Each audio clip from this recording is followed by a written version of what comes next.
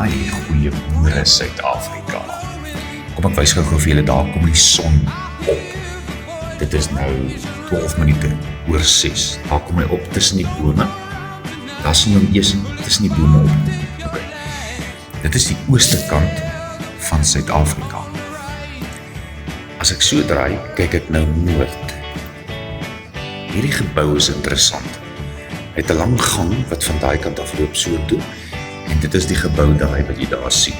So hy loop van wes na oos. Daar's die maan. Die maan was gisteraand presies daar gewees. Daar waar die son op. Kyk nou maar die son. Weer daar agter die bome. Kom die son op. Kyk nou so. So tussen die bome, daar kom die son op.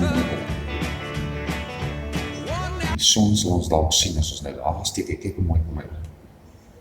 Okay.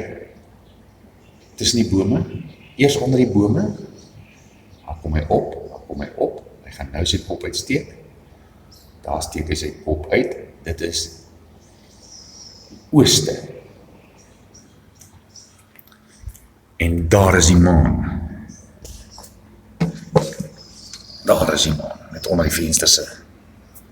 Ok, so nou wil ek vir julle vra, dit is die ooste, en in Suid-Afrika is die ooste nie dieselfde as in Australië se ooste nie, want as die mense in Australië oos kyk, dan kyk hulle onder Japan verby, se suide verby. Ok. En as ek nou hierdie kant toe kyk, die maan is nou reg bokant Amerika. Hy is nou so 2 uur bokant Amerika. As dit 6 uur die oggend is, en die son kom daarop, en die maan is daai kant, dan is die een oos, en die ander ene wes, en ek kan al twee sien, hier in Suid-Afrika, op hierdie oomblik. So, hoekom kan die hele ooste, en die hele weste, nie dieselfde sien, as wat ek nou in my linkerkant sien? Kom ek waarborg julle, die hele weste kan nie nou die maan sien nie.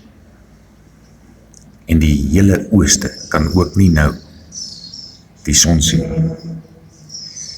Dink daaroor, die aarde is nie rond soos hulle sê nie. En liewe Jesus se naam is ook nie dit nie.